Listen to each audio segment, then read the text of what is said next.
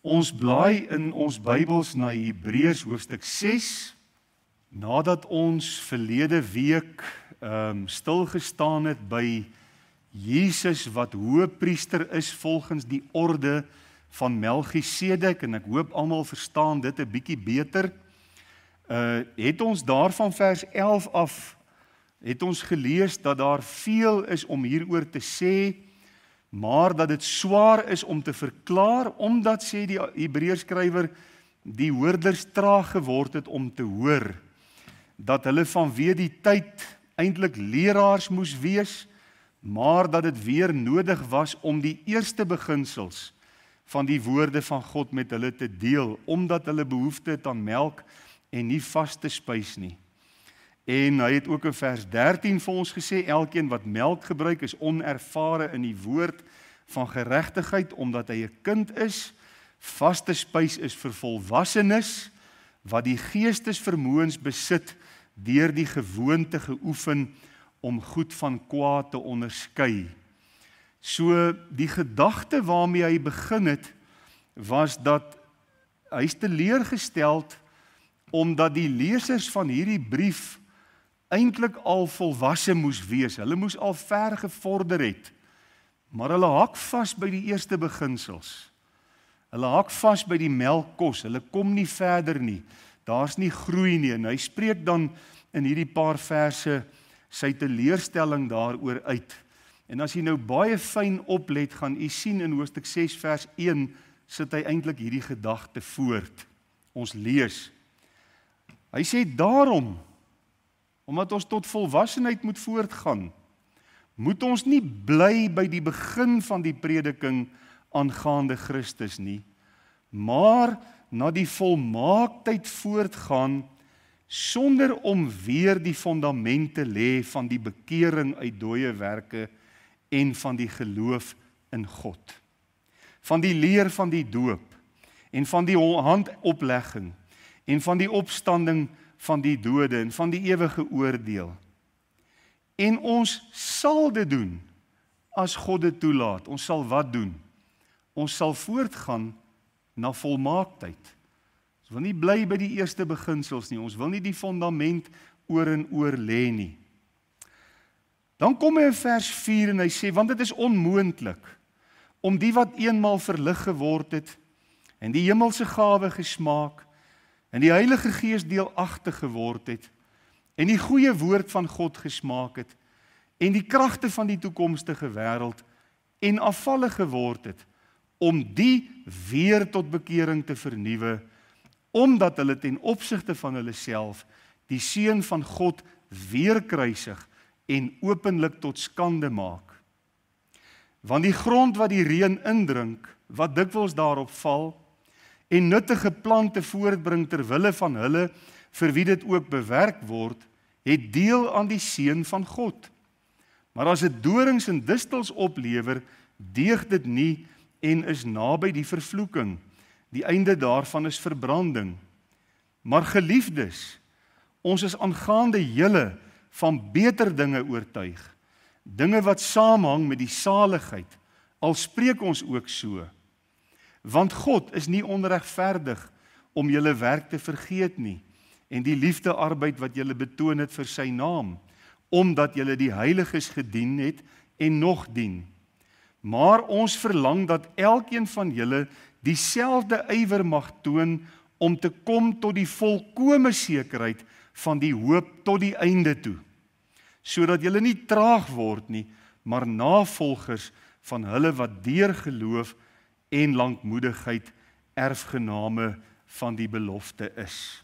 Tot daar ons skriflesing in hierdie aand. Nou ja, 'n mens kan aan hierdie gedeelte sekerlik 'n hele paar temas gee. Byvoorbeeld, laat ons na volwassenheid voortgaan. Ek het vanaand 'n tema gegee waar ek die vraag wil vra, kan 'n mens tweemaal gered word? En dis 'n groot vraag, en waarby ons dan in hierdie aand wil stil staan. Nou, Hebreërs 6 is deur die eeue 'n gedeelte wat vir baie mense problematies is. Dis nie 'n maklike gedeelte nie. Dis 'n gedeelte waar 'n mens baie deeglik en noukeurig moet lees en seker moet wees wat hier staan. William MacDonald is 'n persoon van wie se kommentare ek verskriklik hou. Hy is deel van The Brethren, dink ek, daar in Amerika, en sy kommentaar, The Believer's Bible Commentary, is vir die grootste deel 'n baie goeie kommentaar en 'n wonderlike kommentaar om by jou Bybelstudie ook te hê en saam te lees. Nou, ek vertaal in Afrikaans wat William MacDonald oor hierdie gedeelte skryf. Hy sê, dit is ongetwyfeld een van die mees omstrede gedeeltes in die hele Nuwe Testament. Aangesien soveel, hoor nou baie mooi, godvreesende Christene oor die uitleg van hierdie gedeelte van mekaar verskil. Hy sê, en daarom moet ons nie dogmatisties hiermee omgaan nie.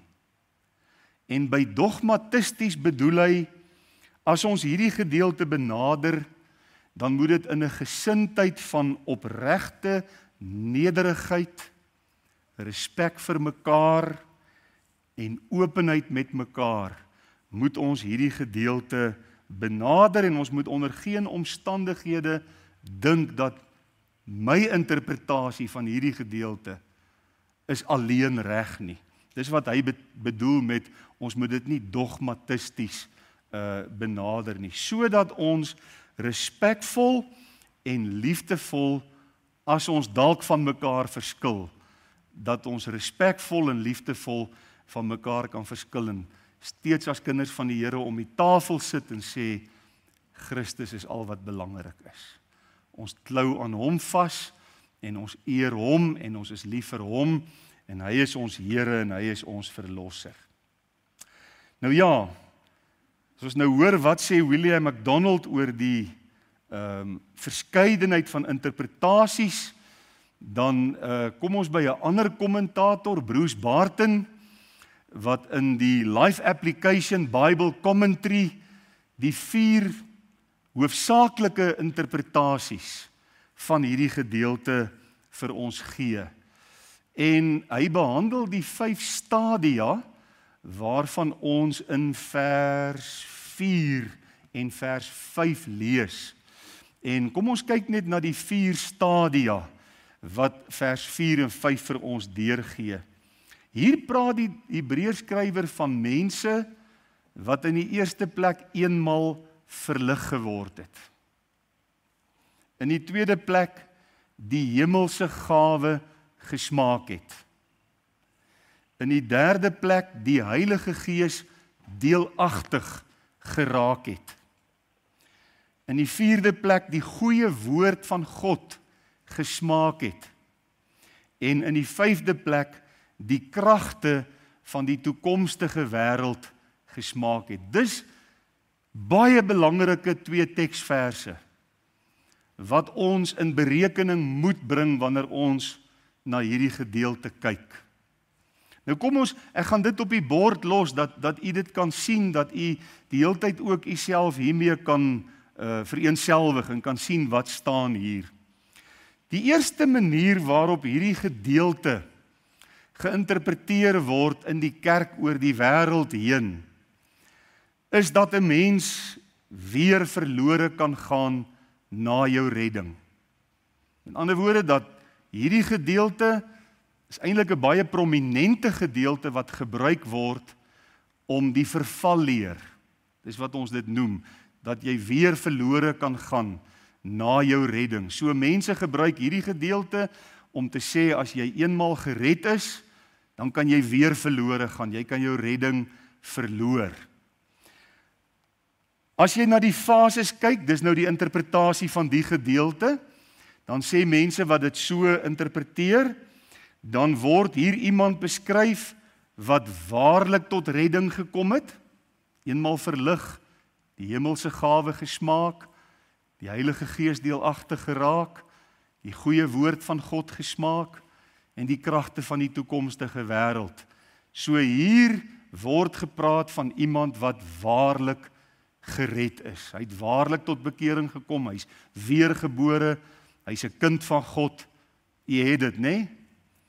Maar dat die woord afvallig volgens hierdie interpretasie beteken om jou geloof geheel en al te versaak.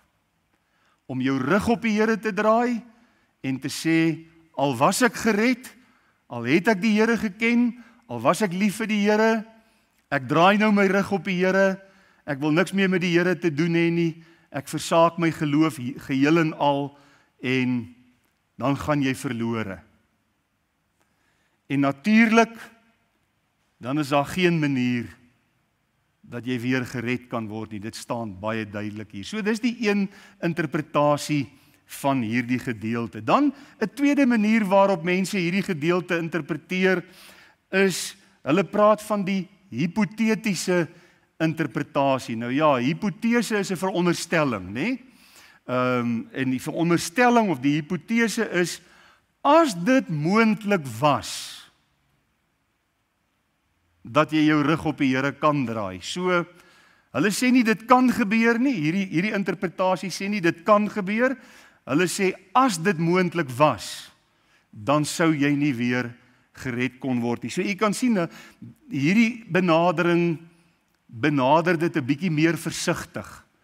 Hierdie benadering sê nie jy kan jou redding verloor nie, maar as dit moontlik was dat jy jou redding kon verloor, dan sou dit nie weer moontlik wees nie. Nou sê Bruce Barton dat dit eintlik net 'n hipotetiese waarskuwing is, dat 'n mens baie versigtig moet wees om jou redding te bewaak. En hy sê ook, volgens hierdie interpretasie, omdat hierdie waarskuwing so dringend is en werklik is, kan jy eintlik nie daarvolgens gaan nie, want dit is net 'n hipotese, dit is hulle veronderstel as dit moontlik sou wees. Maar kan jy hoor, hulle sê nie dit is moontlik nie. So dit is 'n moeilike interpretasie, dis nie eintlik 'n goeie interpretasie van die skrif nie. Die derde interpretasie, en nou verbeel ek my en ek moet nou baie versigtig wees, maar toe ek nog jonk in die bediening was en eendag ook met hierdie gedeelte sit en stoei het, want dit is regtig 'n gedeelte waarmee 'n mens baie moet stoei en moet lees en die Here se aangesig soek, en daarmee wil ek ook nie sê dat, jy weet, ek wil nie so wees om te sê die Here het vir my gesê en daarom is dit al wat waar is nie, né? Dis nie 'n goeie manier om die skrif om te gaan nie. Maar ek verbeel my dat ek jare gelede, kort na my studentejare, in John MacArthur se kommentaar gelees het, dat hy hierdie benadering volg, dat hy hierdie interpretasie volg. En dit is dat die persoon van wie hier gepraat word, nie waarlik gered is nie. Hy het so amper met die Here deurgegaan. Hy het verlig geword. Met ander woorde, hy was op daai plek waar die Gees van God hom reeds verlig het en reeds die oortuiging in sy hart gebring het en die lig van die Heilige Gees in sy hart ingeskyn het. En hy het die hemelse gawe gesmaak. Nee, maar dan hierdie derde een is vir my problematies. Wat sê hy, die Heilige Gees deelagtig geraak.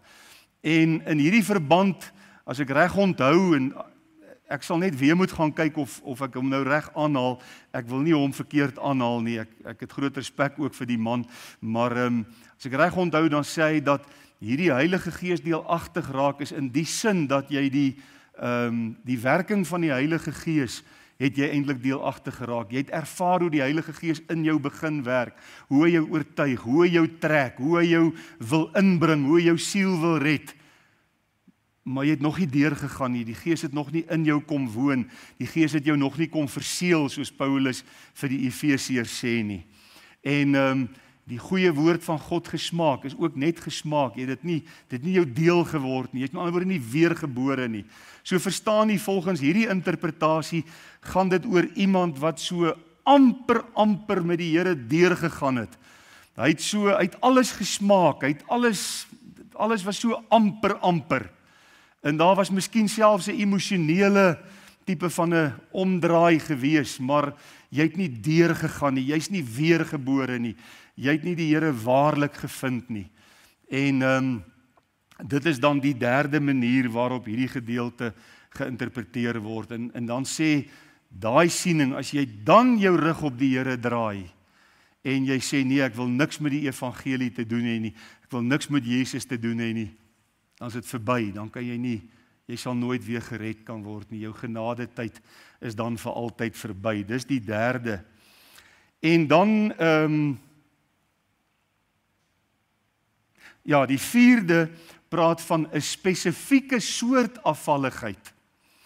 Dis die vierde interpretasie en dit is dan ook wat jy kry. En hulle sê, as jy die skrif so interpreteer en jy sê, dis 'n spesifieke soort interpretasie, dan bring hulle hoofstuk 10 vers 25 tot 31 ook in. Kom ons kyk net gou hoofstuk 10 vers 25. Laat ons onderlinge byeenkomste nie versuim so sommige die gewoonte het nie, maar laat ons mekaar vermaan as ons opsetlik sondig nadat ons die kennis van die waarheid ontvang het. Bly daar geen offer vir die sondes meer oor nie, maar 'n verskriklike verwagting van oordeel en 'n vuurgloed vir wat die teestanders sal verteer. As iemand die wet van Moses verwerp het, sterf hy sonder ontferming op die getuienis van 2 en 3. Hoeveel swaarder straf dink julle sal hy verdien wat die seun van God vertrap en die bloed van die testament waardeur hy geheilig is onrein geag het? Want ons ken hom wat gesê het, my kom die wraak toe, ek sal vergeld. Die Here sal sy volk oordeel. Vreeslik is dit om te val in die hande van die lewende God. En die spesifieke soort afvalligheid wat hulle dan van praat in die vierde manier van interpretasie is dat mense die offer van Jesus verwerp en teruggaan na die diereoffers toe. En sê nee, ons gaan nie die offer van Jesus aanvaar nie, ons gaan terug na die diereoffers toe. En dat jy dan ook jou saligheid eintlik daarmee verweltoer, jy kan dan nie weer gered word nie. So, kom ons ondersoek die gedeelte in afhanklikheid van die Here en ons kyk wat leer die gedeelte ons na die beste van my vermoë. En die eerste gedagte wat ons in hierdie gedeelte baie duidelik aantref, is 'n aanmoediging tot groei. Dit begin al daar in hoofstuk 5 vers 11, waar die skrywer gesê het, dit is swaar om te verklaar, hulle is traag om te hoor, hulle moes al leraars gewees het, maar hulle hou van die melkkossies, hulle vorder nie, daar's nie groei na volwassenheid nie. En dan kom ons by hoofstuk 6 vers 1, waar hy sê, daarom moet ons nie bly by die begin van die prediking aangaande Christus nie, maar na die volmaaktheid, en die Griekse woord hier is volwassenheid, maar na die volmaaktheid, na die volwassenheid voortgaan. Daar moet groei wees. Ons moenie stagneer in ons geloofslewe nie. Ons moenie bly by die eerste beginsels nie. En dan kwalifiseer hy wat hy daarmee bedoel in die tweede deel van vers 1. Hy sê ons moenie bly by die begin van die prediking nie. Ons moet na volmaaktheid voortgaan. En wat kwalifiseer hy? Hy sê sonder om weer die fondament te lê van die bekering uit dooie werke en van die geloof in God. Hieruit is dit baie duidelik dat hulle bekering tot redding, bekering uit dooie werke, nie mooi verstaan het nie. Die oomblik wanneer iemand in hulle midde die geringste die spoorbuister geraak het, die geringste in swakheid gesondig het hulle gedink dat hierdie persoon moet weer tot bekering kom. Hierdie persoon moet weer gered word. En as ons nou dink wat Paulus, as ons nou net kyk na hierdie woorde, sonder om weer die fondament, dis baie belangrik hierdie, sonder om weer die fondament te lê van bekering uit dooie werke. Hoe beskryf Paulus hierdie bekering uit dooie werke in 2 Korintiërs 7 vers 10? In 2 Korintiërs praat hy oor, hy sê ek het vir julle geskrywe, en ek wens my brief wil julle bedroef maak, bedroef oor julle sonde. En dan sê hy in 2 Korintiërs 7 vers 10, want die droefheid volgens die wil van God werk 'n onberoulike bekering tot redding. Dis die bekering uit dooie werke. Dis dieselfde bekering waarvan die Hebreërs skrywer praat wat hy sê, julle kan nie oor en oor en oor tot bekering wil kom. En hy praat hy van hierdie bekering tot redding. Dit gebeur net eenmal in jou lewe. Jy kan nie weer en weer en weer tot bekering kom nie. Die leksikon, die Grieks-Engelse leksikon van Arendt en Danker sê daardie woordjie onberoulik beteken something that you will never regret. Sal nooit berou hê oor daai bekering nie. Kan u nog die dag onthou toe u tot bekering gekom het? Kan u nog die dag onthou toe u Christus as u persoonlike saligmaker ontmoet het en hy u siel uit genade gered het?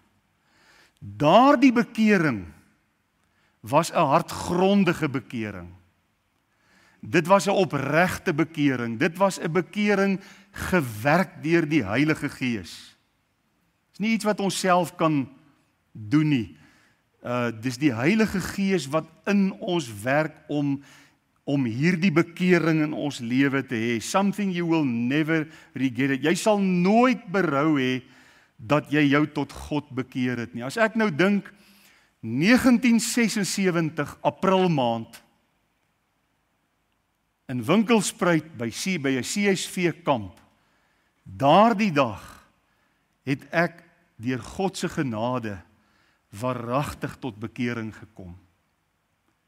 En van toe tot vanaand was daar nog nie 'n sekonde wat ek berou gehad het oor daardie bekering nie. Nee, 'n onberoulike bekering tot redding. Dis die werk van die Heilige Gees. Dis iets wat jy nooit wil terugtrek nie. Dis iets waaroor jy nooit spyt sal wees nie. Daarom vind hierdie bekering uit dooie werke, hierdie bekering tot redding, net eenmal in 'n mens se lewe plaas. As jy in swakheid sou sondig,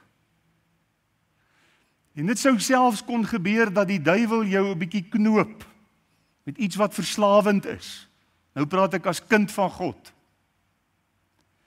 En die Here werk met jou en daar kom berou in jou hart. Dan vind daar 'n ander bekering plaas as hierdie bekering tot redding. Dis 'n terugkeer na die Here toe. Maar hierdie is vir my baie duidelik, vind eenmal in 'n lewe plaas en daarom sê vers 1, ons moenie bly by die begin van die prediking aangaande Christus nie, maar na volmaaktheid voortgaan sonder om weer die fondament te lê van die bekering uit dooie werke en van die geloof in God. Nadat 'n mens se siel gered is, moet jy vorder. Ons gaan nou 'n bietjie ek amper het ek myself nou hiervoor uitgehardloop. Ek moet bly by my manuskrip, anders is alles nou de mekaar. So, as ons kyk na vers 2, dan gaan hy aan, onthou nou hy sê, sonder om weer die fondamente lê van bekering uit dooie werke, van die geloof in God, van die leer van die doop, van die handoplegging, van die opstanding van die dode, van die ewige oordeel. Daar moet groei wees. Ons moenie bly by die eerste beginsels nie. Nou, dis vir my baie duidelik dat die Hebreërskrywer 'n probleem aanspreek wat by hierdie kinders van die Here in hulle lewens teenwoordig was. Wat is dit? Dit is dat hulle oor en oor tot bekering wou kom. As hulle die Here teleurstel, and they fall alongside the road, hulle gaan op 'n syspoor, en hulle kry berou, dan het hulle gevoel, nou moet die Here my weer red. Nou moet die Here weer hierdie werk in my kom doen, wat hy daai tyd gedoen het, wat eintlik 'n volmaakte werk was. Nou,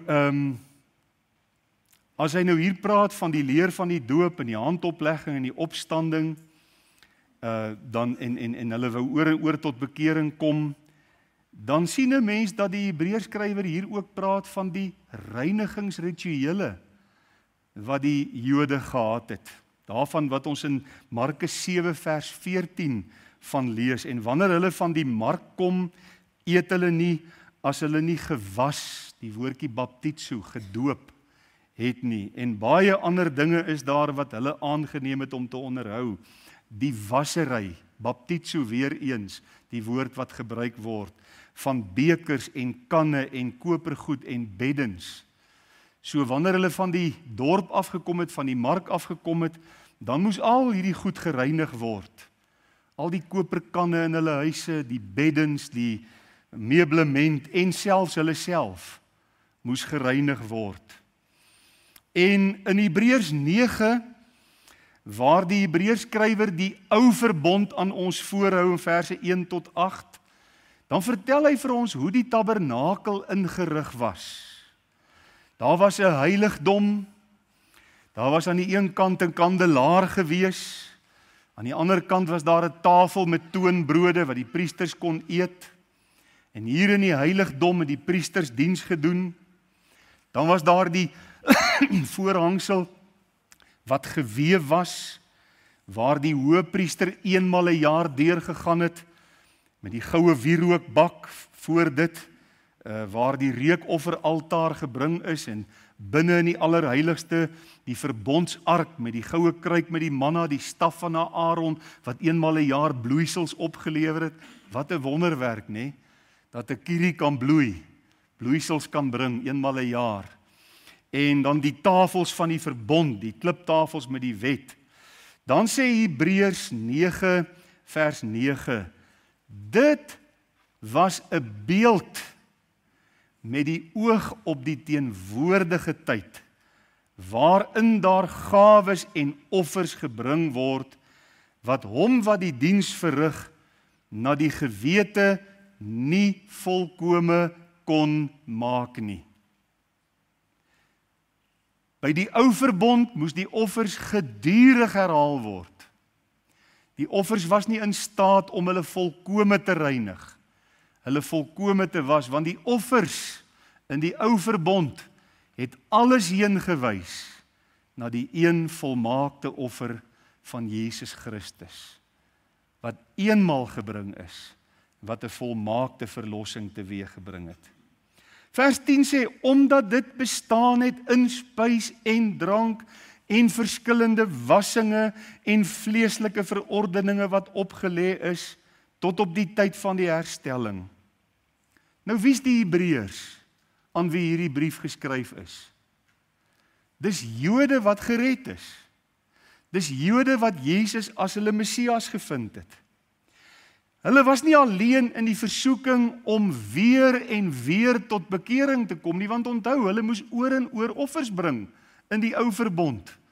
En nou dink hulle moet ook nou oor en oor tot bekering kom.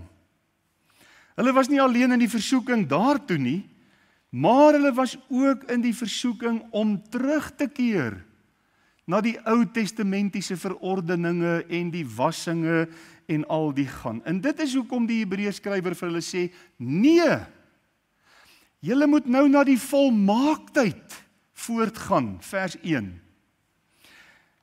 In vers 3 hy sê, en dit sal ons ook doen, as God dit toelaat.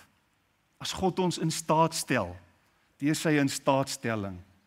So die skrywer spreek die behoefte uit om hierdie lesers te help en hulle toe te rus en hulle te verduidelik hoe kan hulle voortgaan sonder om weer die fondament van bekering te lê, sonder om vas te steek by die wassinge en die handoplegging en al die dinge wat in die ou verbond vir hulle so belangrik was. Die tweede gedagte waarby ons wil stil staan, so ek dink almal van ons sien dit baie duidelik raak in hierdie gedeelte. Daar is 'n vermaaning, daar is 'n oproep van die Hebreërskrywer aan hierdie bekeerde Jode. Moenie bly by die eerste dinge nie, moenie bly by die ou verbond nie. Gaan voort na die volmaaktheid, 'n aanmoediging of 'n vermaaning tot groei. Die tweede vermaaning is 'n vermaaning om die fondasie eenmaal te lê. As ons 'n huis bou, hoeveel keer lê ons die fondament? Net een keer. En daarom wat hy sê, sonder om weer die fondament te lê. Die fondament word eenmaal gelê. En as ons nou na vers 4 tot 6 kyk, want dit is onmoontlik om die wat eenmaal verlig geword het en die hemelse gawe gesmaak het, in die Heilige Gees deelagtig geword het, in die goeie woord van God gesmaak het, in die kragte van die toekomstige wêreld. Ek is in my hart oortuig dat hier gepraat word met weergeborenes, met geredde mense, met mense wat waarlik met God deurgegaan het. Dit wat hier staan is vir my persoonlik baie duidelik. En dis hoekom hy sê, hierdie fondament word net eenmal in jou lewe gelê.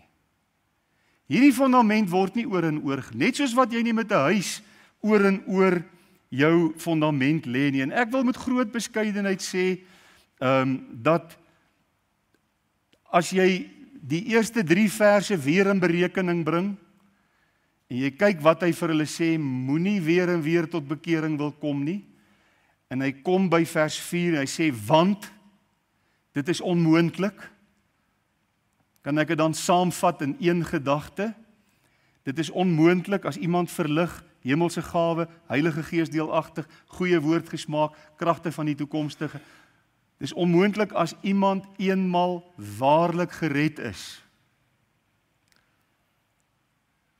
En jy lees dan verder, en afvallig geword het, om die persoon weer tot bekering te vernuwe. Wat sê hy?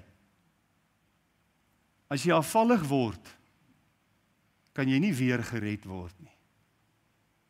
Jy moet herstel word. Dis heeltemal 'n ander gedagte. Die fondament word net eenmaal gelê.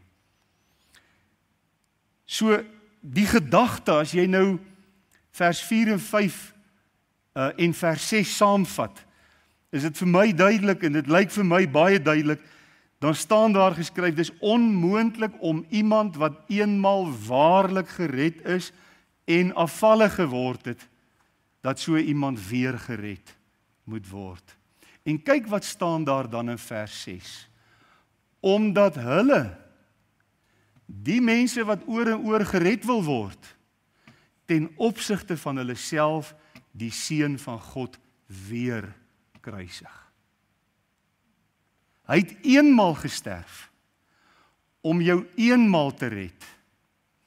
As jy weer gered wil word, dan kruisig jy die Here Jesus weer. En dan maak jy hom openlik tot skande. Dis wat hier staan. Nou, daardie woordjie eenmaal verlig, dui op die werking van die Heilige Gees, om jou te oortuig van sonde, van geregtigheid en van oordeel, om in jou hart die oortuiging te werk dat jy die Here Jesus nodig het. Dit kan alleen gebeur as die Heilige Gees jou hart verlig Kan op geen ander manier by die Here uitkom nie. Geen mens kan uit eie beweging na die Here toe vlug met jou sonde nie. Die verligtingswerk van die Heilige Gees is van kardinale belang. Ek dink altyd en ek vertel altyd van my geliefde swaar se redding. Vir 23 jaar praat ons met hom, bid ons vir hom, probeer ons hom oortuig op allerlei maniere en sê hy vir ons, nie vir my preek nie, dit was in die beginjare en later toe hy heeltemal eintlik 'n ateïs geword het, het hy vir my hoeveel keer gesê, as jy vir my die Bybel wetenskaplik kan bewys, dan sal ek glo. En wat gebeur toe ons Israel toe toer en ons met die Bybel, met die woord van God besig is? Die Heilige Gees verlig hom. En op aand 5 of aand 6 roep hy uit, ek het die Here nodig, help my. En hy kom kragtadig tot bekering. Niemand sou hom kon oortuig, behalwe die Heilige Gees. Dis hoekom hierdie verligting van die Heilige Gees so belangrik is. Die hemelse gawe gesmaak het. Dis om deel te kry aan die ewige lewe. Dis wat dit beteken om die hemelse gawe te smaak. Die goeie woord van God gesmaak. Dis die woord van God, die werking van die Gees, wat jou tot redding bring. Geen ander manier nie, geen ander weg nie. Dis die enigste weg. Die kragte van die toekomstige wêreld. Jy het gesien wat God vir jou gedoen het, ook in terme van die toekoms. Wat skryf Johannes in 1 Johannes 5 vers 13? Dit het ek geskrywe, dat julle kan weet, dat julle die ewige lewe het. Jy het gesmaak die kragte van die toekomstige wêreld. Hierdie is 'n beskrywing van iemand wat waarlik gered is. Daarvan is ek in my hart oortuig. En sou ons van mekaar verskil, dan hoop ek ons doen dit in liefde en in verdraagsaamheid. Maar dan hierdie woorde, en afvallig geword het.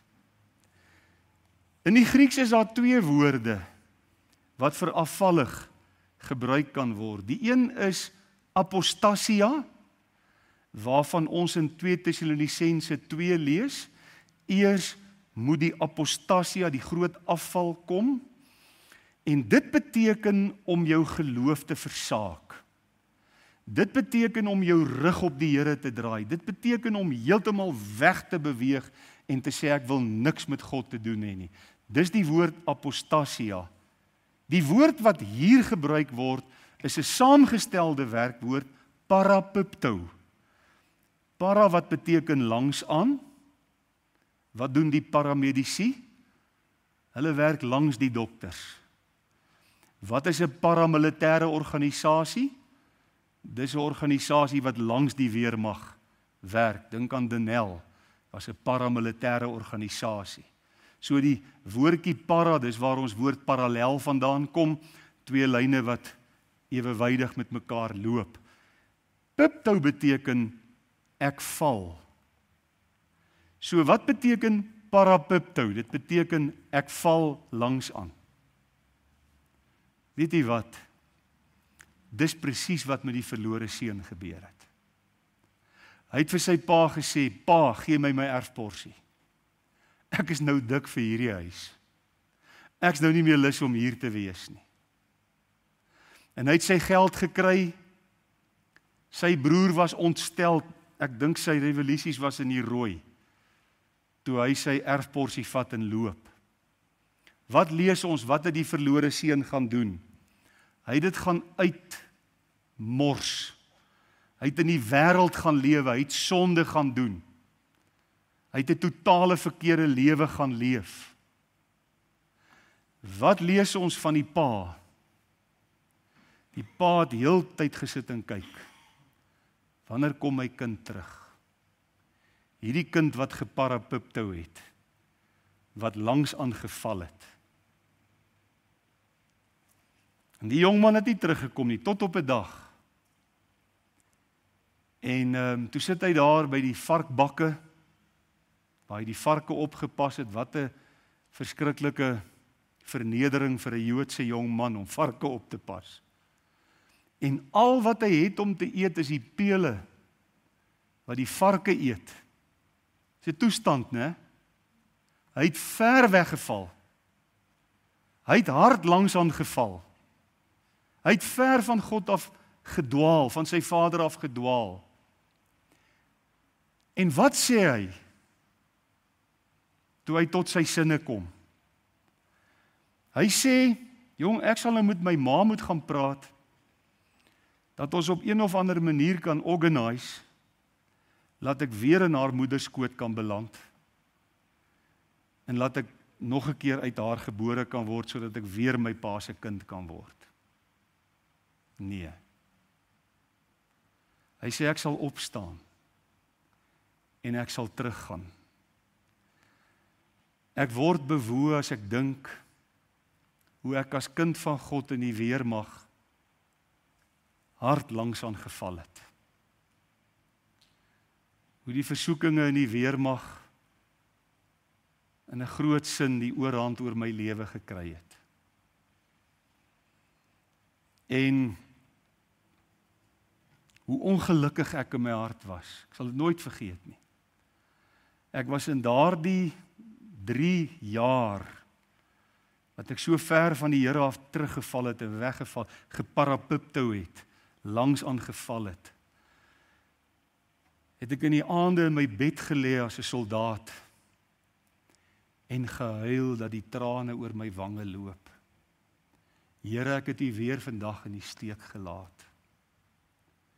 Maar môre as ek saam met die soldate is, dan doen ek dit weer.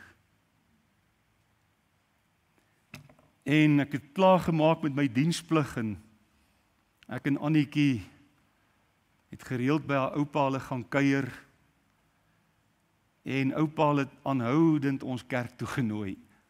EG Kerk toe. Ek was toe in een van die susterskerke.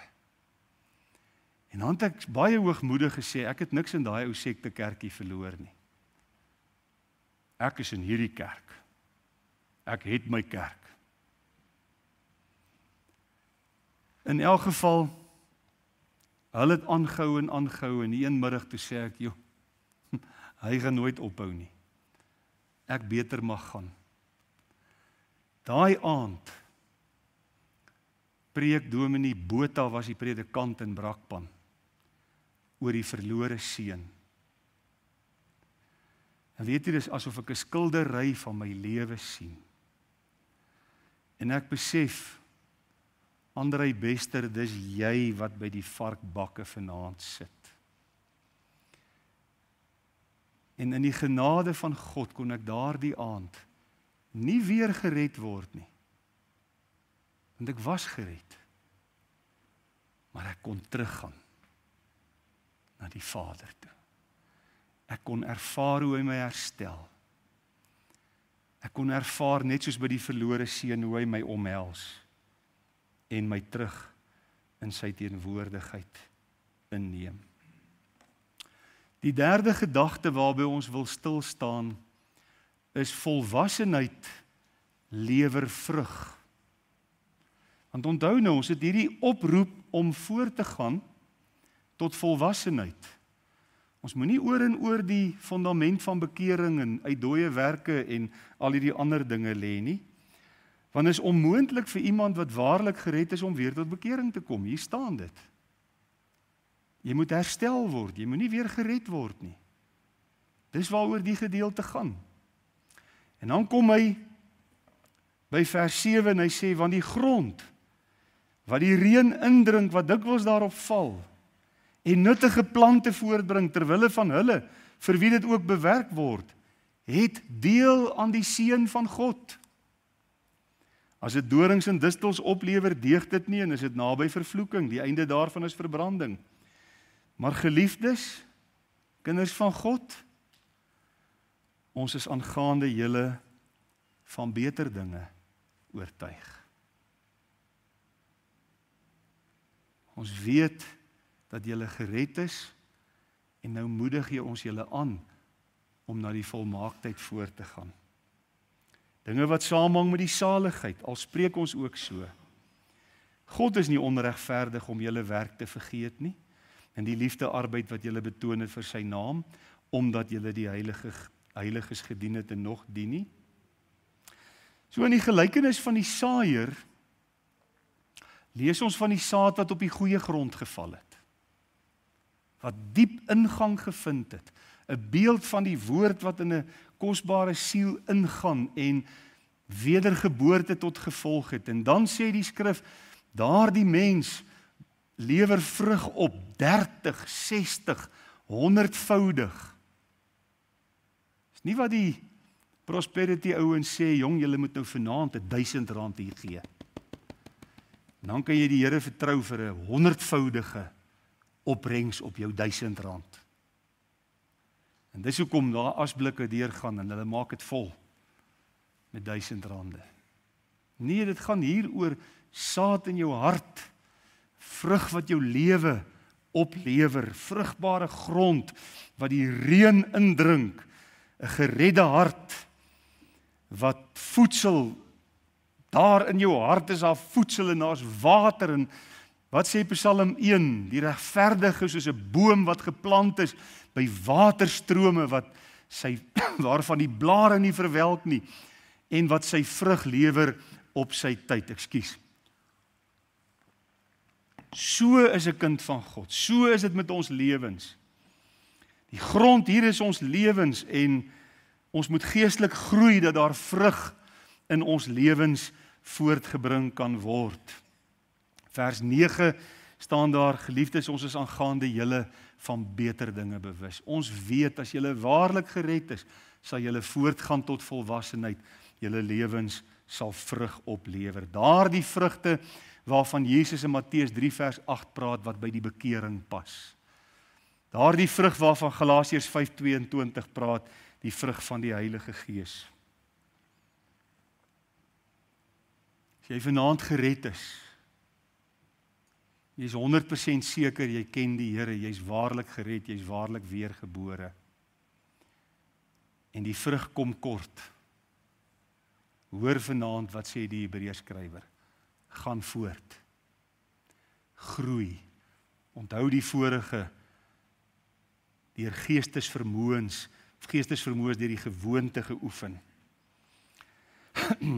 En dit is wat ek die laaste gedagte by wil kom. Groei verg inspanning van ons kant.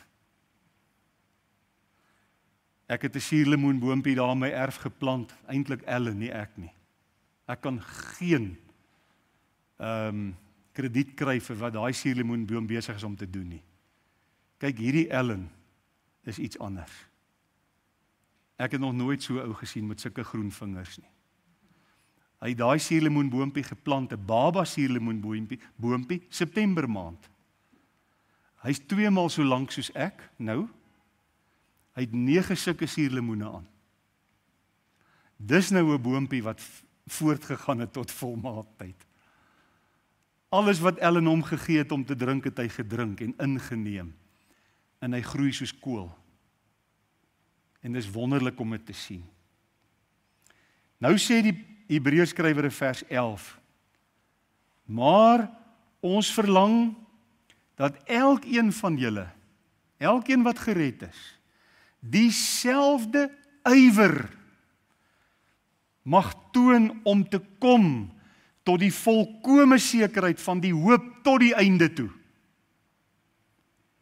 Julle moet nooit weer twyfel in julle redding nie. Julle moet nooit weer oor en oor tot bekering wil kom nie. Ons verlang dat julle tot die volkome sekerheid van die hoop tot die einde toe sal kom. Dis die plek wat ons in ons lewens moet bereik. Hoekom? Sodat julle nie traag word nie. Iemand wat die hele tyd dink, is ek nie miskien nou ongered nie. Raak traag, want waarvoor moet hy lewe? Hy sê dat julle nie traag word nie, maar navolgers van hulle wat deur geloof en langmoedigheid erfgename van die belofte is. Die belofte dat, kyk terug in die vorige hoofstuk, ons volmaakte hoëpriester wat vir ons 'n ewige verlossing bewerk het. Dis die belofte. Dit is waar, liewe broers en susters, dat dit God is wat in ons werk, om te wil en om te werk na sy welbehae. As enige een van ons vanaand hier sit en sê, o, ek het 'n begeerte om iets vir die Here te doen, dan kan jy maar weet, dis God wat dit in jou werk. As jy vanaand sê, nee, maar ek gaan nie net die begeerte hê nie, ek gaan opstaan en dit doen, dan kan jy maar weet, dis God wat dit in jou werk. Dis hy wat in ons werk om te wil, sowel as om te werk na sy welbehae. Dis ook waar dat ons sonder Jesus niks kan doen nie. Ek is die wynstok, julle die lote, wie in my bly en ek in hom, hy dra veel vrug, want sonder my kan julle absoluut niks doen nie. Niks doen nie. Maar terwyl dit God is wat in ons werk en deur ons werk, terwyl ons in die wynstok geanker is, gebeur niks terwyl ons passief is nie. Ons kan maar vanaand huis toe gaan en ons kan almal op die lazy boy gaan sit en hom uitskop en dan sê, dis mos hy wat in my werk. Ek kan niks doen nie. En dan bly ek die hele week daar geanker op die lazy boy. Weet jy, as ek dit doen, hoeveel vrug gaan ek teen volgende Sondag gedra het? Niks. Dis hoekom die Hebreërskrywer sê, ons moet nie traag word nie. Ons moet navolgers word van hulle, en hy praat ook van die ywer wat in ons moet wees. So wonderlik. Hebreërs 5 vers 14 het vir ons gesê, vaste spys is vir volwassenes, vir die wat geestesvermoëns besit, deur die gewoonte geoefen. Onthou jy, ons het verlede week gesê, ons moet geestelike gym toe, né? Ons moet daai spiere gaan werk, ons moet fiks word, ons moet ywerig wees vir die Here. As u vanaand die begeerte het om betrokke te raak by evangelisasie, net 'n voorbeeld wat ek wil noem, van 'n bediening in die gemeente. Wat moet gebeur? Waar kom die begeerte vandaan? Dis hy wat in ons werk, om te wil, sowel as om te werk. Maar as jy nie kom aanmeld volgende semester nie, gaan jy nie betrokke raak by die evangelisasie nie. Iewers moet 'n mens aanmeld, of dit nou by die sang is, of by die klank, of by die CVV, of op die kerkraad, of by die jong volwassenes, of by die jeug, watter bediening daar ook al in die gemeente mag wees. As jy wil vrug dra, moet jy aanmeld. Jy moet betrokke raak. Jy moet iewers vir die Here met ywer werk. Is dit nie 'n wonderlike gedeelte hierdie nie? Die aanmoediging tot groei, daar in die eerste 3 verse. Moenie bly by die begin nie. Moenie oor en oor die fondament wil hê van bekering uit dooie werke nie. Moenie bly by die Ou Testamentiese wassinge en die handeoplegging en die goeters nie. Gaan voort tot die volmaaktheid. Want, in die tweede plek, die fondasie kan net eenmaal gelê word. Dis onmoontlik om iemand wat waarlik gered is en iewers langs die pad geval het, parapipto, dat daai persoon weer gered moet word, weer tot bekering moet kom uit die dooie werke. Nee, daar moet herstel plaasvind. Daai verlore seun moet opstaan en sê, ek gaan terug na my vader se huis toe. En soos die verlore seun in nederigheid, Here, Vader, al kan ek net 'n slaaf in u huis wees. Wat sê die pa vir hom? Jy is my seun. Jy sal nie 'n slaaf in hierdie huis word nie. So, die fondament eenmaal. Volwassenheid lewer vrug. Maar vrug vra ook toewyding van ons kant. Dit vra ook 'n oorgawe, dit vra ook 'n verbintenis, as ek die Engelse woord mag gebruik, 'n commitment van ons kant. Dis hoe ek Hebreërs 6 vers 1 tot 12 in groot nederigheid verstaan. En dit mag wees dat iemand met my verskil, dan wil ek net sê ek bly vir jou baie lief. Jy's my boetie en my sussie in die Here Jesus. En ons moenie dat dit ons van mekaar skei nie. Mag die Here ons help dat ons vir hom sal lewe. Amen. Dankie Hemelse Vader vir u kosbare woord en ook vir hierdie gedeelte wat ons vanaand kon saam bestudeer. Here Jesus, ons wil vra dat u ons sal help, dat ons sal voortgaan en sal groei tot hierdie volmaaktheid, hierdie volwassenheid.